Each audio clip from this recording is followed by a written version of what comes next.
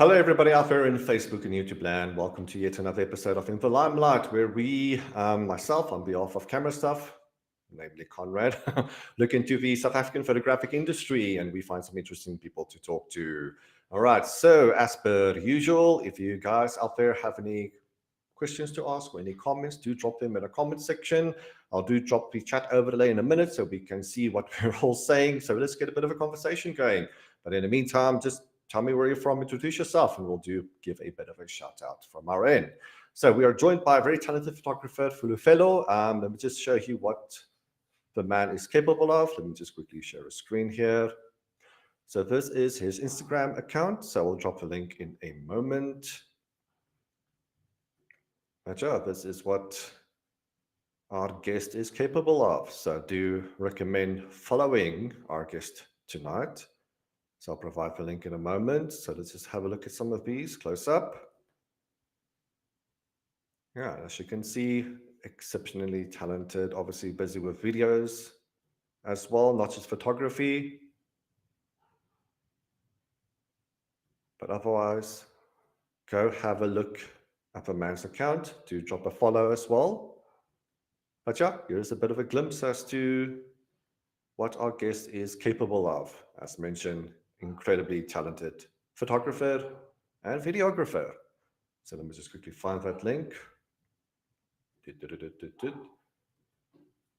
Sorry, I'm working multiple screens here, so I need to occasionally find my mouse cursor. Here we go.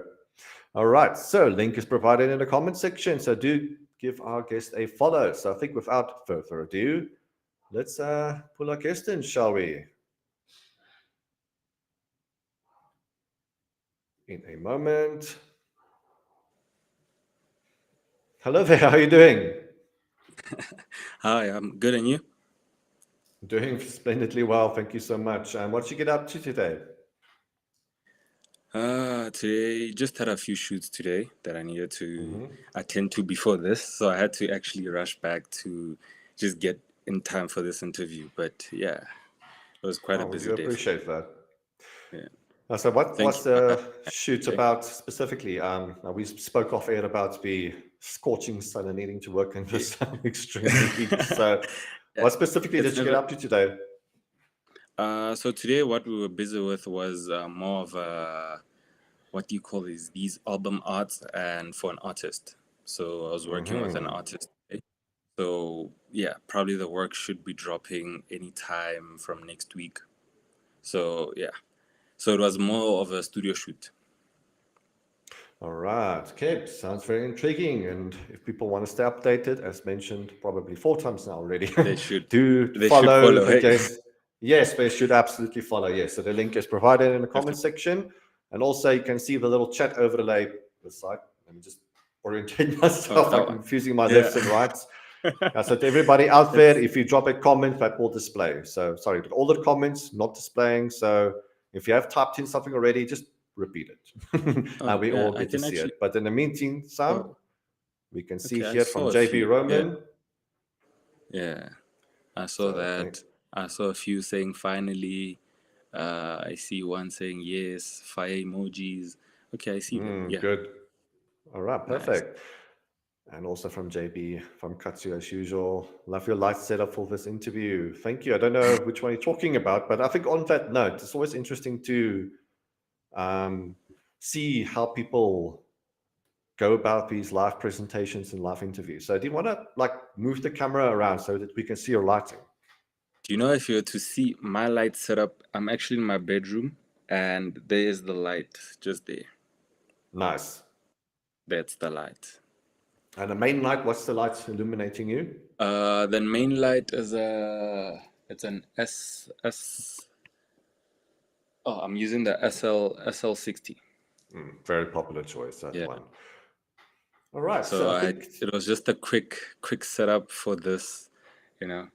no, it looks I fantastic. like Well done. I like yours. You see, if I had your lighting, I love the green. I needed that. What light are you using there? Is it an RGB light? This one is the what's this? It's these. It's a Godox. I'm a Godox person. It's this Godox. Good man. Yeah. I've been a Godox person, I think, for 5 years now. Good man. So Yeah, good choice. Excellent brand to get involved in. Now, in I terms of think my, I just have an alley panel there, one here, and uh, one here with a green gel on. yeah, So I nothing. saw that one underneath the arm there. Oh It yeah, so it's lights up. right here. So it's Yeah. providing a bit of bottom up light as well. But yeah, I have the standard You see, main that's light and why full light between ready to me and go. you, I have shadows. Yeah, you don't. No, the shadows I think are good. It provides a bit of shapeliness and dimension. I think it That works for you. dramatic feel. That Mm. dramatic feel. I don't need it. I got the beard, so I have the natural shadow here going Yeah, on. mine is still very small compared to yours. It still needs I a just few give it years. some time, yeah. Yeah, of course, of Give it course. some time, yes. All right, so to Definitely. get things started off with, it's the question I always start off with. How did you get into photography? So, starting from point A, do you want to tell us about how you got involved, what your first camera was, what propelled you into the world of photography? Oh, wow. I always get asked this question, and it's quite an interesting one sometimes when I think about it, because I tend to say I got in photography. I don't think it was a mistake, but it was a blessing as well. Mm. Because I think, as with my bio says, normally I started with videography with my grandfather, Mm-hmm. and I would shadow him, just do a few um, shoots with him there and there. And then there was a time when my aunt was getting married. So my grandfather asked me that I should take video as usual. And I was like, okay, no, I will just take a bit behind the scenes there and there. So there was photographers that were there that were hired to take pictures for the wedding, right? Mm-hmm. And I remember, I just don't know what Nikon, because I'm not a Nikon baby, I'm a Canon baby. So, Mm-hmm. but then at the time I borrowed my uncle's Nikon, and I was like, okay, no, it seems interesting, but I don't know much about DSLRs at the time. Mm. And so I'm like, okay, this would be interesting to just play around with, right? Doesn't hurt to just take a few pictures there and there.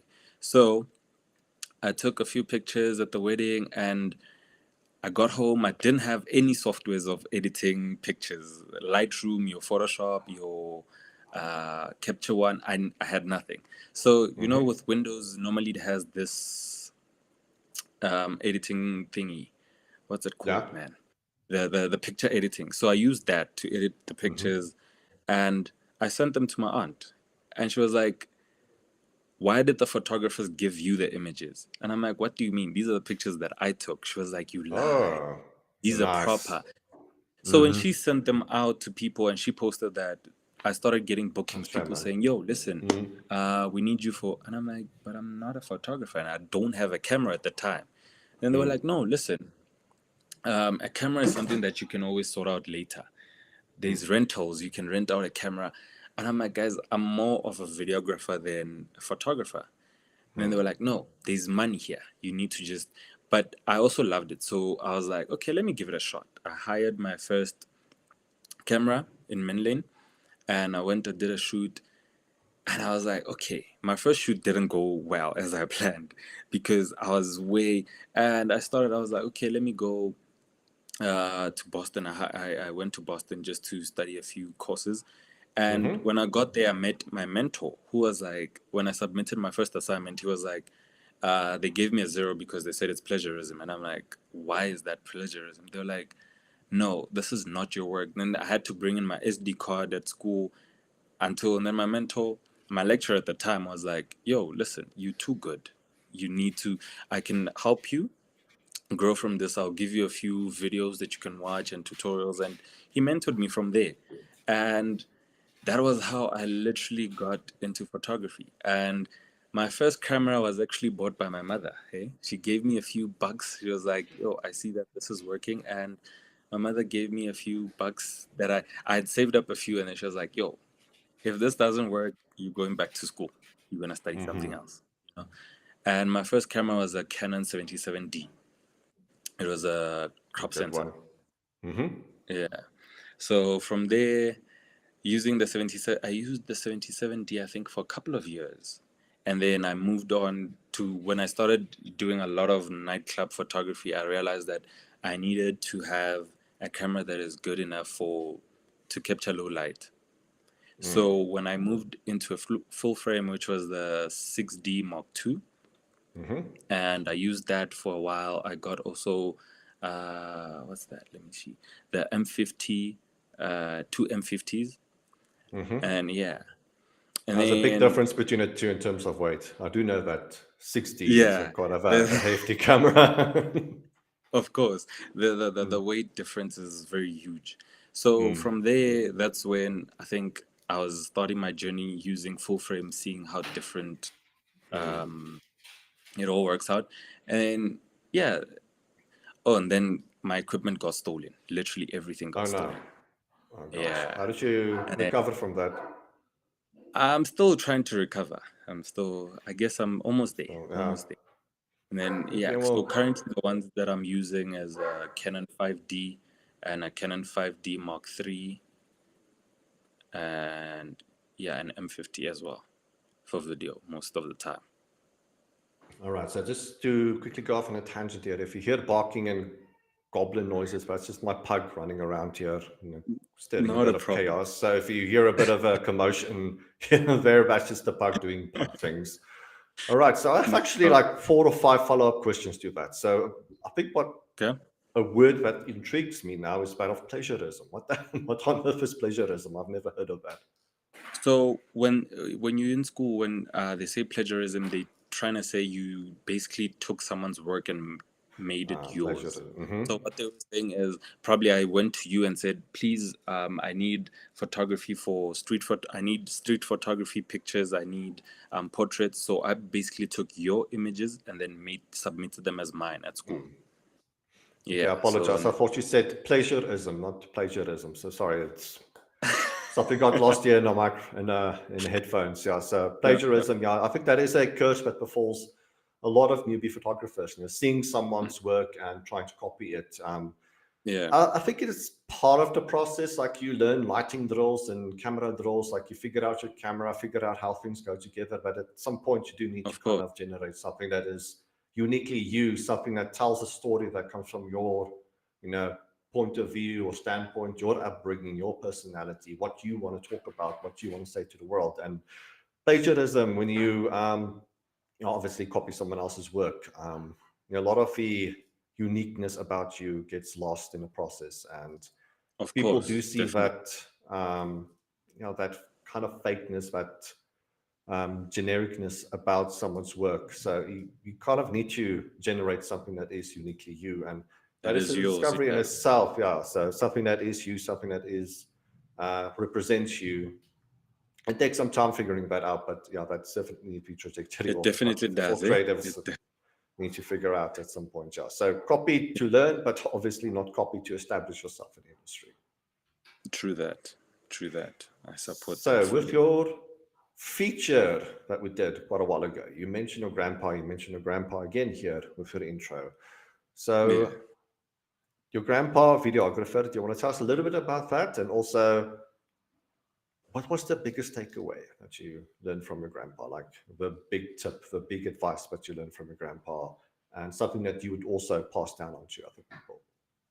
I think first of all, I took his name. I'm named after Mm, my grandfather, and with him, he's been a videographer since I think the in the 90s. He's been mm, doing it for a very long time. That he would do events, a lot of events, funerals, weddings. So even in church, he was the videographer that does that. So I think from him, I learned how to operate these big cameras, mm-hmm, your Sonys, your Panasonic. So those are the ones that we started with, and then he used to use those the mixers, the old mixers where you're mixing two cameras into one and then edit the footage mm, right there. So I think from him, what I learned a lot was having the passion. That if you have the mm, passion for this, you can really go far as well. And with him, it was a thing where I knew every weekend we are busy, we are going somewhere. I learned how to after every shoot that ropes need to be put together in this certain way to prolong them. Editing skills, most of the time I learned from him. I don't know that would be shooting an event. If we shot a wedding now, immediately when we got home, he's like, yo, to save this footage or back up this footage immediately when we get home, the first thing you do is export them into a hard drive, make sure that it's secured, that whether the memory card dies or whatever, everything is secured into the hard drive. And learning just how to operate with, because at the time he was using what's this, Power Director, I think Power Director and No, I Pinnacle. remember that one. Yeah, Power Yeah, Director and so Power Pinnacle. Director and Pinnacle. So I would spend a lot of nights trying to learn those softwares, because as he got older, technology was also evolving. So I needed to now also up my game with the editing skills. But the one thing that I think I always take away is have the love for this thing. You really have to show dedication. Always show up. Always. You just always, because what I compare now is when I see the work that was put in from the 90s till now, there's been so much difference and growth from that, that you just always have to be learning, always have to be learning. And these late nights don't end, you know, that always you need to just make sure that, you know, you're the best in what you're doing, love what you're doing, and just push through it. You know, there are gonna be those nights where it's gonna be very hectic, but because there were times where I'd be like, yo, I'm tired, can I just really go sleep? There's school tomorrow. And he's like, okay, no, you can go sleep. And I'd wake up 4 a.m.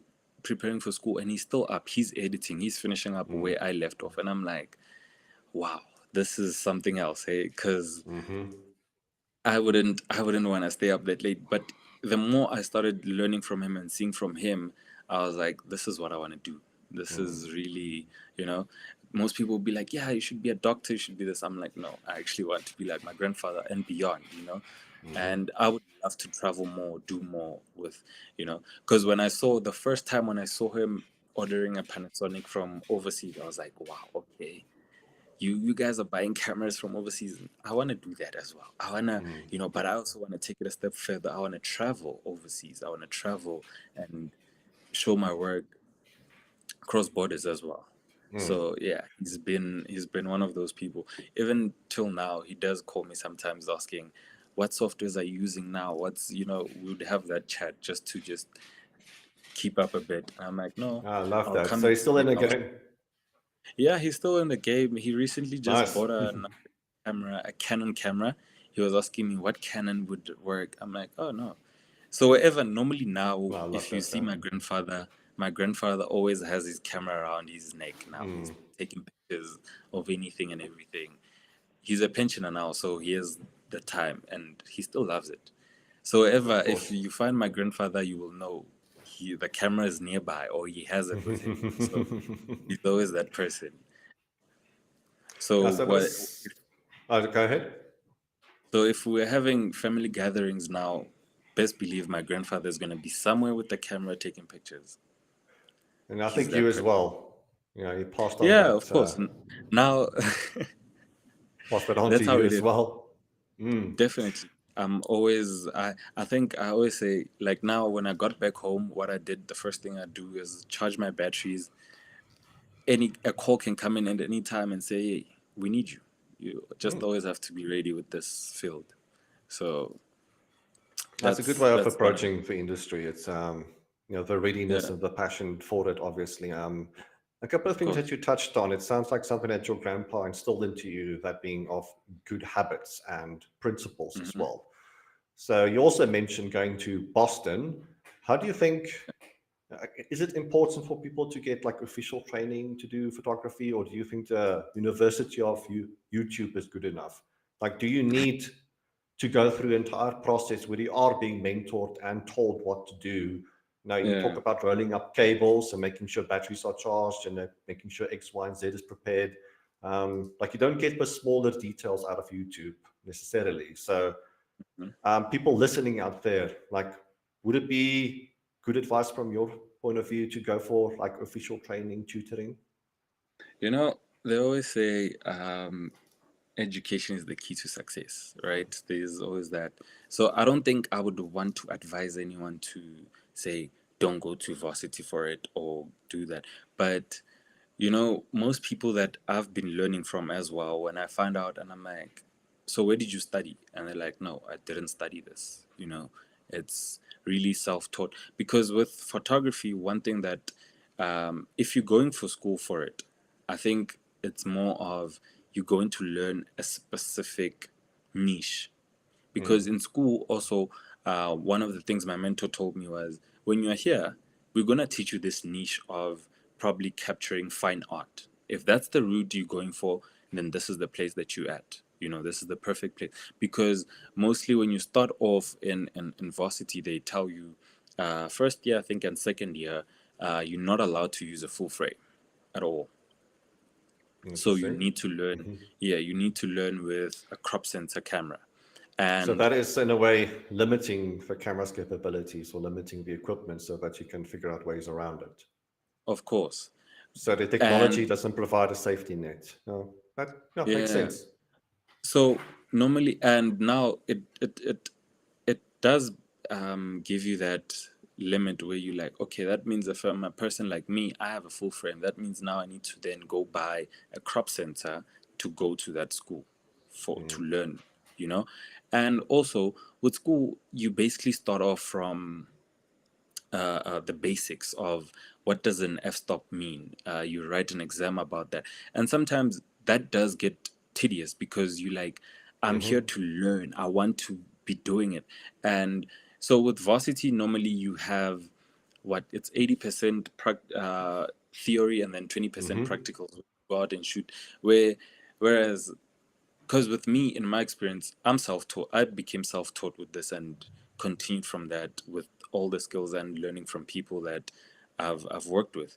And there are times where I've been a mentor to people that are studying photography, and it was so weird. I'm like, you are going to school for this, and I didn't, and I'm teaching you, because some of them, when they tell me, they're like, no, when you're at school, you're mostly just studying. You're on a textbook, and yeah, I don't know. It depends. If a person really wants to get a job, if you want to get a job in the media industry where you want to go apply and work for corporates that require qualifications and you want to do that, that could be the route that you can go for. But if you really, really have the passion for this and you're willing to learn on a daily basis, and then University of YouTube is the way, is really the way, because so many photographers out there now that I know that are very good, they would say they learned it all from YouTube, and they really doing it so well that because they keep on learning every day, and the more you shoot, the more you learn, you know. So it's the willingness of learning. I see a comment here from Andrew. Hello, Andrew. Welcome. Textbooks do not translate well into real life experience when it comes to photography and creative work. Yeah, I think that is true. Of course. My personal opinion of it is it's not one thing versus the other. You mentioned theory versus Just practical. need to, My advice to people is if you struggle with practical, read a book. If you struggle with theory, like if the mathematical equations here don't make sense, put it out into practice in the real world. So it's a tag team partnership between book learning and actual real world experience. So it's not one thing versus the other. So as you said, it just depends ultimately. It just also depends on how these universities go about it. Like if it's just textbooks and learning mathematical equations without of course. actually letting people out there into the wild to take photos and to learn, And then it with real doesn't. people and Yeah. real world experiences. Yeah, it's just actually quite a balancing act. And I think the more you progress into your own career, the more you Yeah. will learn how to self-organize, how to balance things out. Because Because yeah, I think I've also yeah, go seen ahead. I've also seen that with a lot of these schools now, they then teach photography online, right? And I'm like, you see, that means basically a person is, because they won't do practicals online. They just show you an image of how a camera looks and what this button does. Basically, it's like I always said it's basically like a person reading the Like camera reading out the manual. Yeah, I was about to the say the manual. same. Snap, yeah. It's like So a you're very reading out the expensive manual on, audiobook, basically. yes, of course. So you're Mm, reading out the manual on how to use your camera, what mm, this means, what that means, and then you learn. Whereas I'm like, if you out there doing more practicals, that's why I think if a person really wants to go, workshops are the way. Go yeah. attend these workshops with people, attend as many workshops as possible, because I also have done a couple of workshops where I'm like teaching people how to use their cameras, how to use 3 light setups, Mm, because in varsity, if they don't have the lights, you're not going to end up knowing how to use them. mm, Yes, you have the qualification, but then when I say here are 3 lights, I need you to set up for this, and let's use. That makes perfect sense. Yeah, I think some excellent advice shared there as well. So I think you know let's jump on to a different topic if we can. So, in yeah. terms of your career, this is a bit of a two-parter question. Like, what was your Okay. most memorable moment? Like a moment that stood out to you where you thought to yourself, yeah, this is exactly what I want to do. This is exactly where I'm heading towards in life. Um, and just generally speaking, what do you enjoy about photography slash videography? Yeah. I'm seeing a comment from my sister here. She's saying the camera is like a necklace on my grandfather. Mm, I like that. um the turnaround point. Oh, this is wow. I don't know. Like, I think um for the longest part of my photography career, I've always been an all-round photographer trying to find my niche, actually, right? Mm, And a lot of people are like, yeah, you just need to find a niche and stick to that. But then why to limit myself, right? But, but every time and started doing different styles, I kept on getting those clients, right? But I think the moment mm, fit for me was when my stolen. I got a client when I started doing stuff. I think that's where my life changed. That's where I was like, okay, this is something that I think I'm meant to do this, because um, when that corporate client called, I couldn't believe it. It was one of the okay. Then I'm like, no, can you just send me an email so that I can confirm that this is really from you guys, because mhm, there are a lot of scammers out there. And when I did see that email coming in and all that and the request they had, I was like, okay, no, this is really now in 2021. So 2021 was when I think everything came full circle for me. Everything just uh-huh, started happening where I'm like, okay, I think I'm enjoying more corporate work. And mm, I've been loving it because I've been doing now corporate work for 3 years, but my turnaround where life changed was just 2 years ago. And I think mhm. that was where I fell in love with it. And even now, when I get calls sometimes to do certain photography styles, I'm like, let me refer you to someone else. I think Mm, because yeah, although I still work with models, I still work with artists, but corporate work has been mm, the best for me right now. And with corporate, I think the one work that I did now that worked on a billboard, and when I drive by, I just always try and drive by the N1 just to see my work. So I think that's the one time where I'm like, because that's something where I want to see that all the time. mm.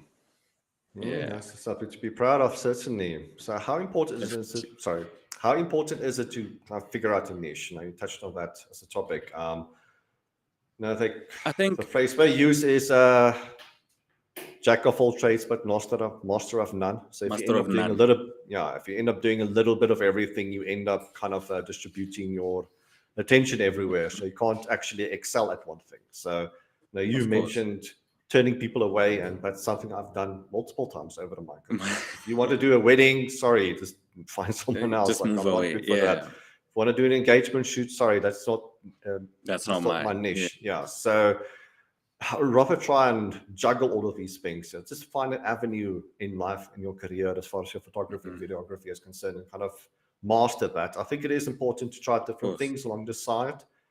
Things they may call passion projects, or if you want to do bird photography just to get away from your corporate environment, well, it means go and do that. But I think it is important in terms of establishing a name, a brand, a style, to have a bit of refinement to it, to have a niche. I think Oh. I think this it's a bit two-way street, right? Because as a Mhm. person who didn't go specifically for just one niche, I tried everything, like from sports photography, wedding, what else? School photography, um, bridal showers, baby showers. I've done it all, right? And one thing for me was that I think it's important to still stick to your specific thing, right? And Mm. I mean, everyone different way of view. For me, I think it was important to do. Can you still hear me? I can, yeah, it's just breaking up a little bit. So if you just want to repeat that start of the previous sentence, Yeah. it's just crackling up a Okay. little bit. Yeah, I'm saying so. With the niche part, it depends who you are, right? Um, For me Hmm. personally, the reason why I didn't go for a specific niche as yet was because I wanted my company to be able to be a house that houses all these styles of photography, right? Where in the future I'm able to say, no, my company has 7 photographers under that. If you need wedding photography, yes, we have photographers for that. If you need this, we have Hmm. photographers for that. But before I get to that, where I can hire people, I need to understand the ins and outs of each style of photography. Mm. You get, That so makes it was complete sense, important yeah. for me. So yeah, hopefully people didn't get me wrong. I didn't say start off with a niche immediately. Like eventually you'll land up with a niche. Like if it may take you 10, Of 15, 20 course, years to land up with a niche. yeah, Yeah. So in preparation, in your early years as a photographer, it is advisable to try out different things. And we don't necessarily know where you're going to land up. I've spoken to many definitely. photographers here who started doing a thing, but they landed up doing a different thing. And then they Yeah, started doing so something. initially, you don't know exactly what your trajectory looks like, where you may end up being. So try out different things, even if it involves doing a free shoot every now and then, but make it count, obviously. That But I think eventually, like you do tend to refine who you are and the type of Mhm. work that you do until it, well, kind of establishes you as a Yeah, person, as a brand as well. So don't go yeah, hunting for it immediately. Like, yes, be mindful of it, but try different things, and of course. things will organically happen in the right way. Because I think finding a niche, some are lucky to get their niche instantly when they get in. They're like, "Yo, Oh, I yeah, just I'm love jealous fine of art." that. Imagine Yeah, finding your niche so immediately. that is something else, eh? Because there are people who got in and they were like, "Fine art is my bread and butter. This is where I Hmm. want to. This is the hill I'm willing to die on," and they continue with that. And then there are some that start with fine art and then they find out that there's now so many fields in photography that you can explore, and they get Mm. lost in that and just exploring. There's wildlife photography as well, which is something that I still want to do Oh, because yeah. it's people doing that. Hey, I just want to pop up Jay's comment here again. Yes, I always say that I won't keep to one niche. Your career path is not a ladder to be climbed, but a toolbox to be filled. Huh. That's interesting, Jay. I think put that on a t-shirt. Diverse skills make you adaptable to any economic climate or opportunity. That's a very good point. Yeah. So adaptability is key as well. All right. So a question I have here. How do you go about planning a photo shoot? How do you make sure that everybody's on the same page? Not just photo shoots, but videos as well. So, in terms of whatever content, how do you take the idea that's in here mm-hmm. and how do you bring it to life? Normally, if also how to right? So All right, so you're breaking up a little bit. I don't know if you want to reconnect. Sorry to interrupt you. So just breaking up a wee bit. I don't know if you want to pop out and back in again. Maybe just switch off and on the router or something. No, it's just breaking up and cracking a little bit. yeah. All right, let me try that.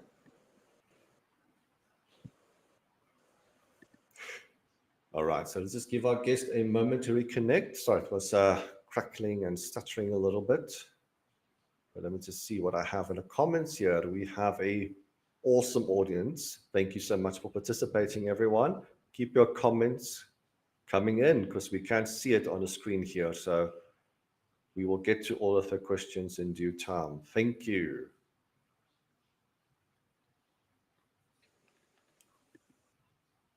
Hello there. Yes. Okay, it seems better, but Is it better? Yeah, it seems better. Let's just move on now. So if something gets lost, I'll just ask you to repeat. All right, not a problem. All right, not a problem. All right. So in terms of keeping everybody on the same page and obviously, taking your ideas and bringing it to life, what is that process like? Yes, as I was saying, you mentioned a bit about the free shoots that sometimes we tend to do, right, as photographers. Someone's suggesting you have to go to the roof, bro. Oh wow. Hey, we'll try that, eh? If it brings us to that. But with planning shoots, if we're doing like a free shoot that normally you have this idea. So sometimes it's a conversation between me as the photographer and the model, and we just try to get the concept that we have. And I would normally just look at how the picture looks and then try to figure out how many lights were used in here roughly.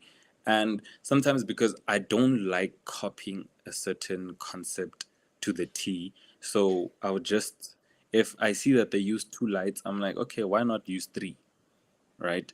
But then, so it starts with that, getting the concept from the model and just brainstorm around that. And then once we've reached a conclusion that this is the concept that we want, and now I then know, okay, this is where I would love to put my first key light. My backlights need to be here and there.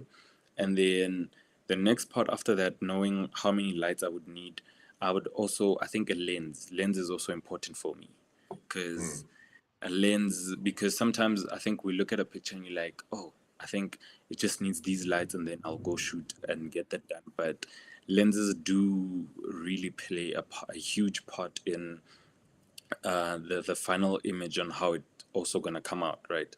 So I would look at that. Do I need that blur at the back or not? Things, and then once I'm done with that, I then know that okay, this is the lights that I need. This is the lens that I'm gonna use, and then now it comes down to the location scouting if it's outdoor, especially. And then I think with that, you just go online. There's so many places online that websites as well that do give you places around Joburg, Pretoria, where you can try locations that you can shoot. So once that is sorted out, we then think of time of day, right? Because the time of day, like recently how hot it is, you don't want to be shooting when it's that hot because the model might end up sweating and then of course with this heat models will tend to then get agitated because the heat is not nice. As we were talking about it, saying that when you're shooting and then you have to be the one in the sun, it's not a nice thing. So That's not it pleasant comes at all. to that. Yeah, of course. So would then pick a time Especially, of sorry to interrupt. So sometimes yeah. corporations will, when it comes to corporate photography, they will want a certain fashion range, Like it's hot clothing, it's like jackets and jeans, and they want to Of do that course. in the hot weather. And obviously the model's going to be agitated. And that is the worst. That is the Mm, worst. Because now you'd have to make sure that your model gets shade immediately while you're mm, setting up for the next part. But yeah, that's essentially how I would always align it. And then, of course, when you get there, you take those first few test shots that you just to get a feel of how it looks.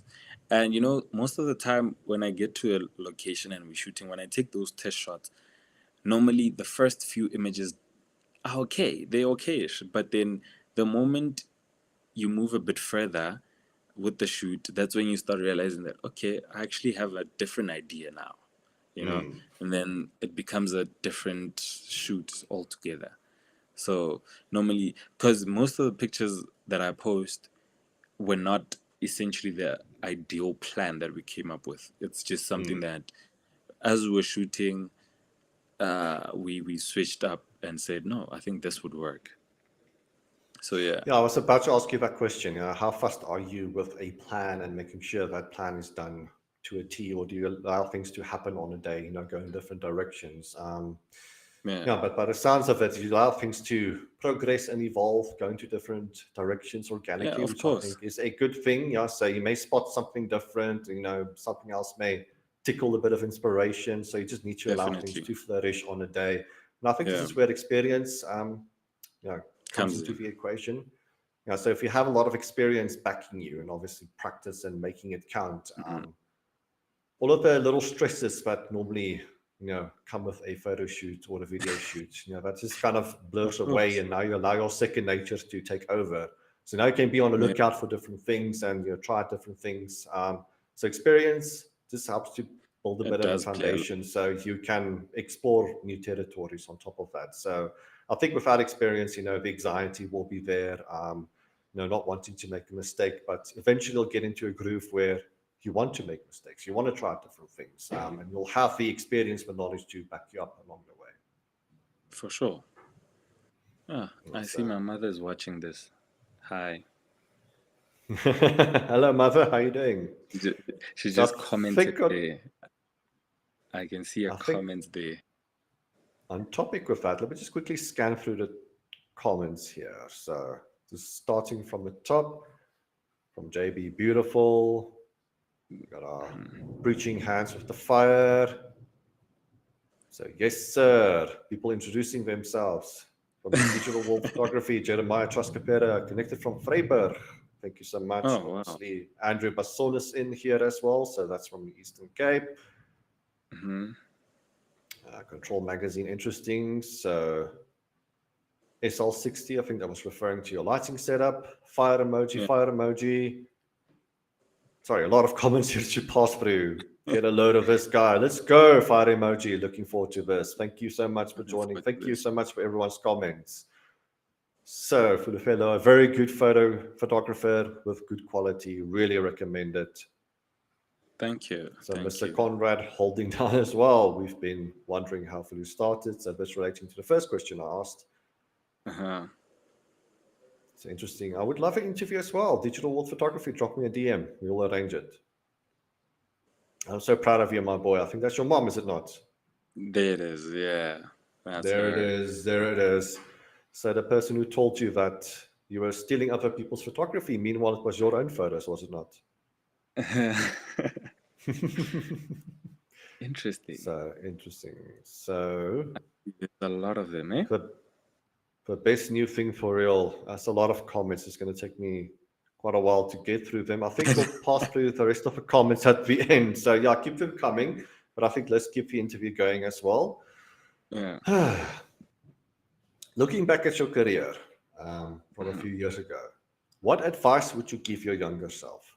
Like, do you recognize a couple of mistakes that you made along the way, and what advice would you give that younger person to, uh, I don't know, to avoid those mistakes or to grow in different directions? I don't know. What if you had little Mhm. mini you standing next to you? What advice would you give him?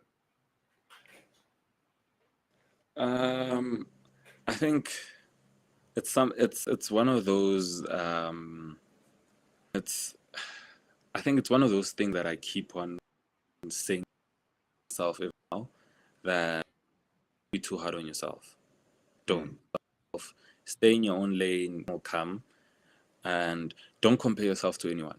Definitely, that was one thing that I think I did that a lot starting off. That, I'd look at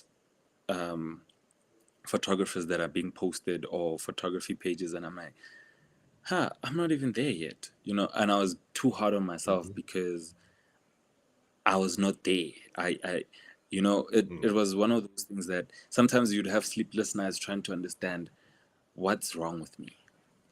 What is what should I do to get there, because I want to be there now.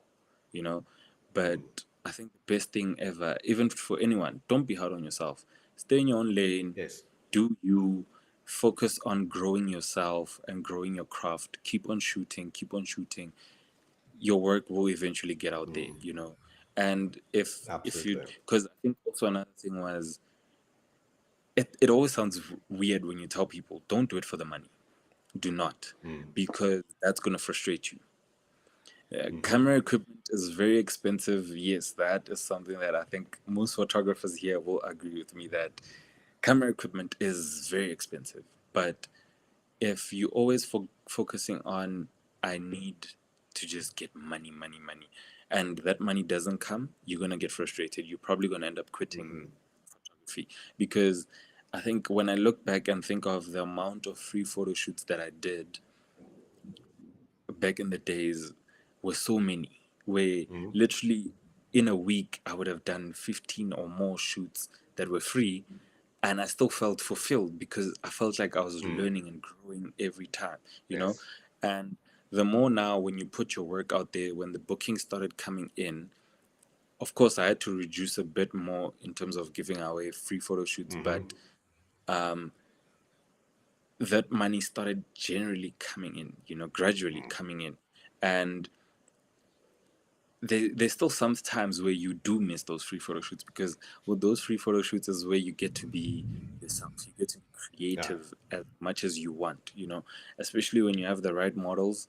And shout out to all my models that I've ever worked with, because they are the ones, I think they also one of the main reasons that I'm here where I am today, because there were most models that I would call up and be like, listen, I have this idea, and they'll be like, okay, just tell me when and where. I'm there, and that got most of the work out there for me, but if it wasn't for them, I mean, I wouldn't have most of the work online that, Yes. so I think that is the advice I'd always give to anyone, actually.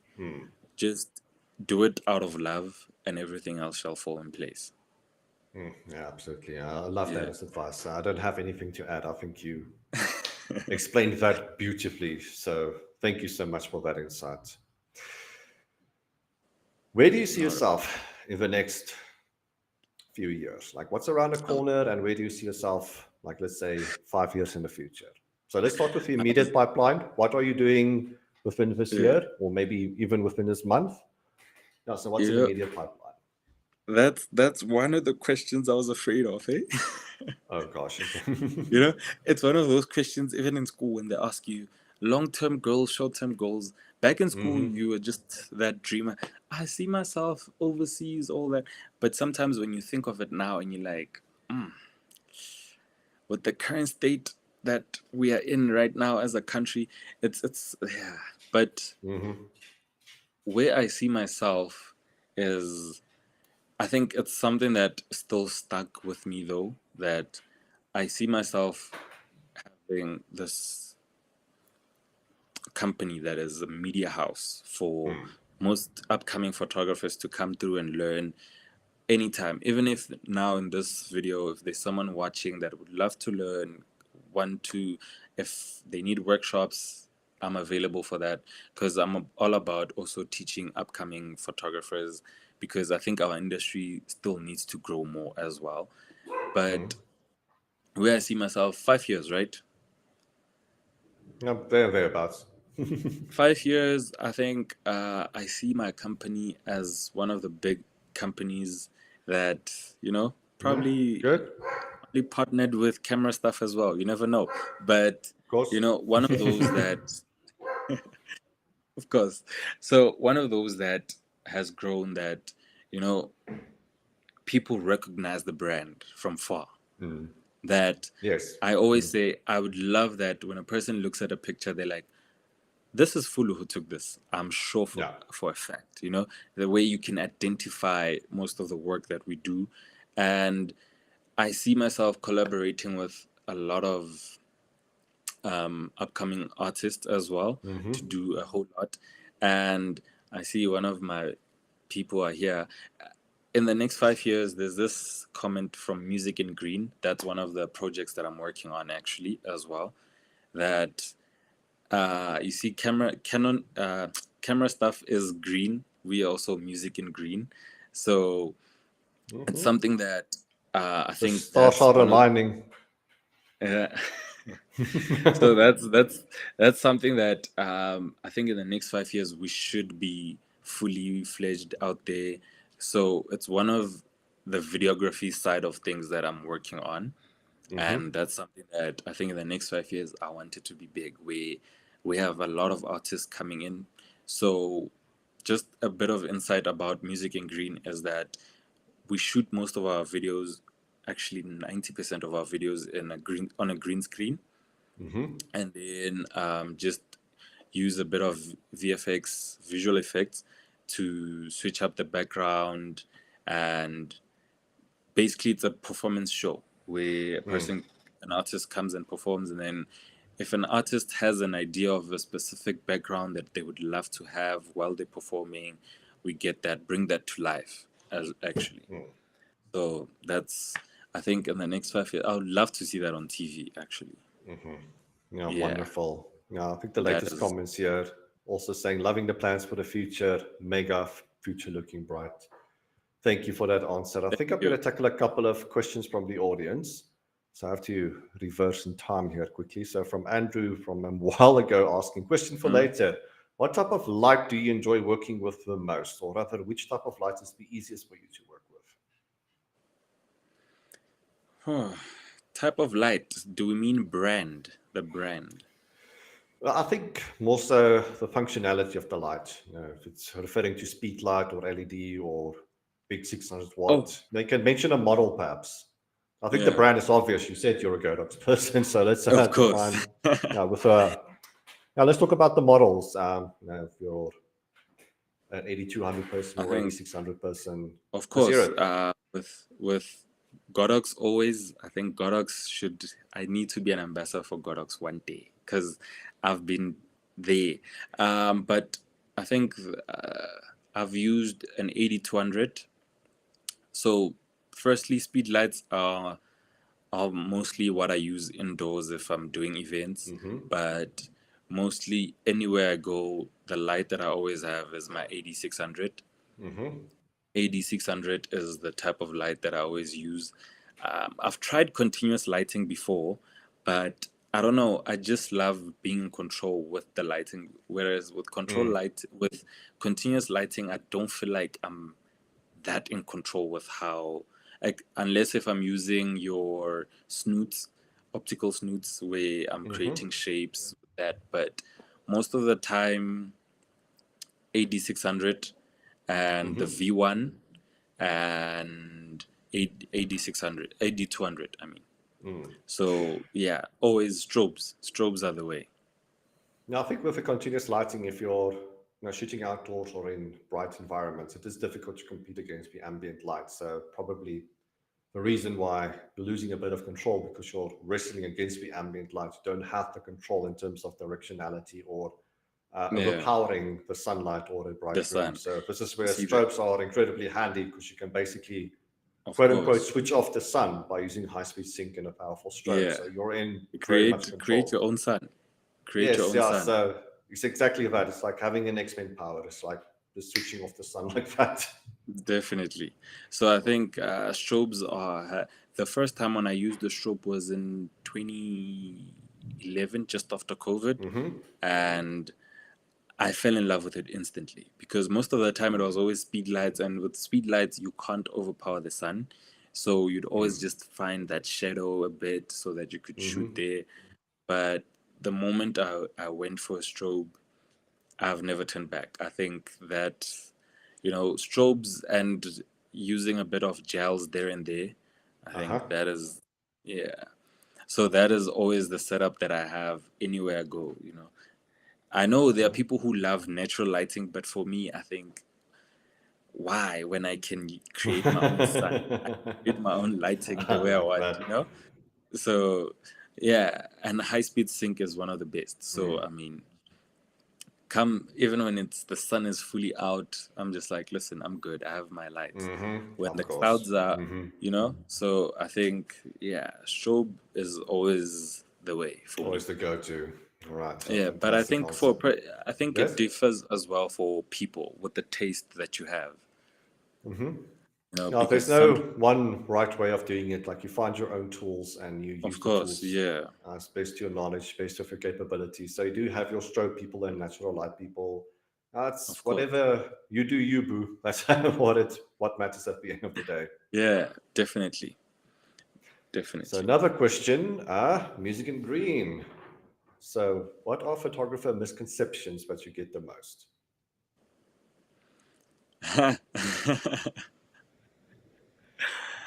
Oh my goodness, you know, wow, wow. I think we have a lot. There's a There's, bunch. That's why I'm smiling because I'm listing like 500 as I'm thinking about it. cause I'm trying to think, cause most of the time it's photographers have money, you know, photographers are rich, because of maybe the equipment. Others are, I think the one that we always get a lot is photographers steal people's girls. That's a That big I one. think that is something where I think, yeah, that is one, it's there at the top, you know. It's, yeah, I think it's, Just in terms of that topic, this is a big topic, yeah. So it is unfortunately you do get some bad examples out there, a bit of riffraff in the photographic world that do they give the are, rest of us a bit of a bad name. yeah, So it's not necessarily a misconception, but that misconception do fall onto the ones who don't do that. yeah, because So it's I a bit of think, a let's say, yeah. it's more of some of them, they then fall under stereotypes where, because once you start doing nude shoots as well, they then look at you and say, you guys do a lot after the shoot or before the shoot.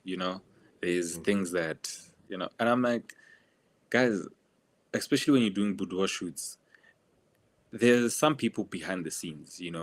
Nothing happens, so people tend to then have that thought of, no, you guys did something as well. You probably dating the model, or you guys are sleeping together. So there's just so many things that do Sure, yeah. happen. But I think sometimes those are noise that at first it used to affect me a lot, but then it's noise that you just lock out and laugh about it, you move on, you know, and you still do what you want to do. Eventually it will stop. The circle around you will stop, but as well, people outside will still talk, but it is what it is. No, so kind of cancel out the noise, but be incredibly outspoken when photographers do, do things but are crossing the line. So definitely it is a thing that we just need to juggle as well. But as I mentioned, there are photographers out there who do cross the line, and we can't be quiet Yeah, about that. So this is why the definitely. misconception exists, is because it's not really a stereotype if it does happen out there. And I said, True. unfortunately, it does fall onto the rest of us. And the best way for us to tackle this as a topic is to be outspoken when it does happen, not to ignore it whatsoever. So if your friend does it on the side, now you need to correct your friend. And yeah, it's just broadly speaking, just to underpin it, don't It's be quiet unfortunate, about eh? it. True, Yeah, so true, true. create a stir, create a lot of noise when you do detect it, when you do think it's happening. Because, yeah, as I said, it's not necessarily a misconception or stereotype if it is indeed happening. So we need to do a lot from our side to help and fix it, to Yeah. help to make amends. All right, so let's see if there's another question here. All right, so I think that's it with the questions. We have a lot of compliments. So maybe in your free time, we can go through all of these comments and pat yourself on the back every time you read a compliment. You're going to get a Yeah, sword back at the end of it, I think. I've been reading them as they come because Good. they're quite hard actually. Eh? Hmm. They So, quite. last question from my side. What advice would you give aspiring photographers out there? Wow. What advice? I think number one, it would be first, um, you really, really need to have the respect for this industry and for your craft. Respect your craft. Respect what you're doing. Love what you're doing. Um, you know, people are always gonna talk, but you really need to just respect the industry. Hmm. Love what you're doing, because I think more than anything, the love for this and the passion for this is what keeps a person going. Hmm. Because if you don't have, there are gonna be those tough times or those down days where something doesn't go right, where your SD card can die on you, which can happen to anyone. Hmm. Footage can be lost. You can forget your battery at home while you're going to a shoot. Anything can happen, but don't be too hard on yourself. Just have the love for this. Continue pushing. There are those down days where they always feel like it's a lot, but it's worth it in the end. Those up days where you get something right does make up for it all. I mean, when I look back, my down day for me is it's one that I'll never forget. When I came back to my car and my car was broken into, and when you look at it and you're like, I've just lost all this equipment that I've been saving up Hmm. and buying for all these years, and I have to start all over. Where you think about it, you're like, is it worth it? Do I still have that energy to restart everything? Because Hmm. I think the one thing that would always bring me down was at first when I was telling my mother, I'm like, it's gonna be hard rebuilding because the equipment first of all is very expensive. And she's like, no, it's gonna happen. I'm like, can I just show you the price of a camera, the price of the lights that I want to use, the price of a lens, the price of batteries, extra batteries, memory cards, all the stands, the backdrops. Can I just show you that? And then maybe you'll understand. But I think the love for it, when I get calls, when people are like, oh, we're sorry about this, but can we book you for this and this and this? Hmm. And getting the support from people is what also brings you back, where that it brings back that drive as well. And I Hmm. think more than anything, because I think I set out for about 2 weeks or so, where I was home and just trying to regroup. But Hmm. every time when I was at home, all I could keep on thinking about was me shooting. I could be out there doing this. So the love is what got me back, and also getting the support from people. So I think I always say this: don't be hard on yourself. Hmm. Do not compare yourself to anyone, because we are all different. We all have different. Yes, you can learn from people, but don't compare yourself. Yes. Because I think with me, there's one photographer in SA that I've been following for a very long time, Okay Majosi, Hmm. and I've followed his work so much that I got to work with him. And when you see the passion that he has as well, I'm like, this is what Yeah. I'm talking. This is, and the willingness that he has to teach people is what I love, because I think that's something that will keep a person going. Yes, there are Yes. hard days. Any photographer, I'm sure you've had your down days that, you know, Hmm. but that love for this, the love for this is just Mm. something else, having that passion. Don't do it. I know when I tell this to people, they always look at me funny when I say, don't do it for money. The money will come, yes, but Yeah. if your main focus is the money, and you are unfortunate to get clients that don't have that budget that you have set out for, that price tag that you've put, it's going to frustrate you, Hmm.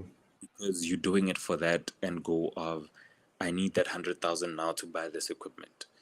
that 100,000 rand might not just come to you like that, like other people, because there are some people that are blessed that instantly when they get in, they got that connection and boom, that money. But sometimes you, as a person, you need to be willing to grind and get there. So I think, yeah, Absolutely. Fulufhelo, thank you so much for this interview. It was incredibly insightful. I think by the looks of things, the most popular interview as well. The chat was incredibly busy, and by looking at the numbers, the amount of audience that we accumulated thus far, I think this is a record breaker. So congratulations. You were amazing tonight with all of your answers and your insights. I personally thank you. I've learned quite a lot as well. And also the audience, I'm very certain, learned a you know, great big deal I as think, well. I do have a comment here. Sorry to just yeah, quickly say this. Can I have a record of this live? So this live chat will be on YouTube forever. So you can catch up from the beginning. Just go to CameraStuff's YouTube channel. Just go to definitely. the live section, and you can start from the beginning. You know, Um, I yeah. think, So if I you, think, go on. I think, I think the main reason this live is this wild, going crazy. My mother. I'm Gotta love reading, mother. Thank you so much. like, you see, she's just sent emojis there. Look, that's Hmm. her. I think because I saw a few of her friends are also in here that are also my clients. So I know she probably shared this to so many people that are gonna watch this even tomorrow. So I think I will still come back and revisit this video just for these comments that are still gonna be popping in. And I think also, yes, Control Magazine. Control Magazine are a magazine that I've worked with. So I think big ups to them because these are people that have been sharing this link to people. You know, you just share the link once and they are. So I think, yeah, they should get this video to 1,000 views or even more.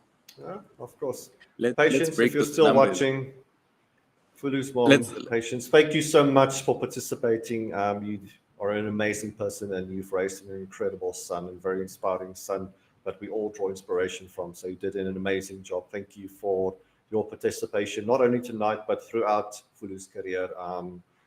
We need more like yourself to support the creatives in this creative industry. So we thank you from the bottom of our hearts for your participation here as well, Patience. Thank you so much.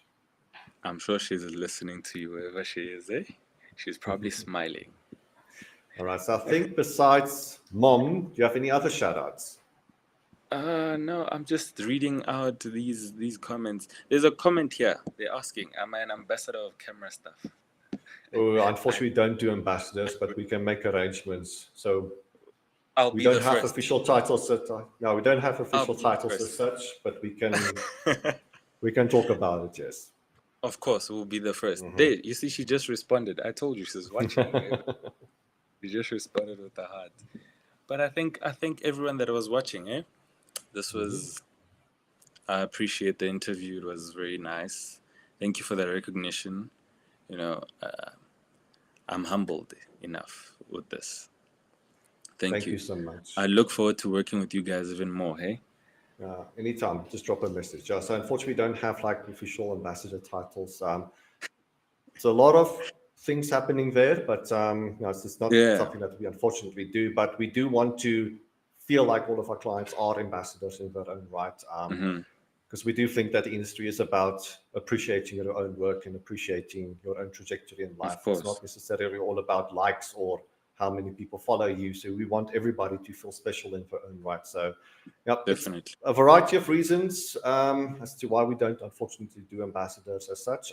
But Yeah. whatever you do need, if you need help in terms of workshops or spreading the word, whatever it may be, please just drop us a message and we'll do whatever it I takes to think help this industry definitely grow. with a workshop, I should, because I really want to do another workshop this year for people. So I should pop you a message on that, you know.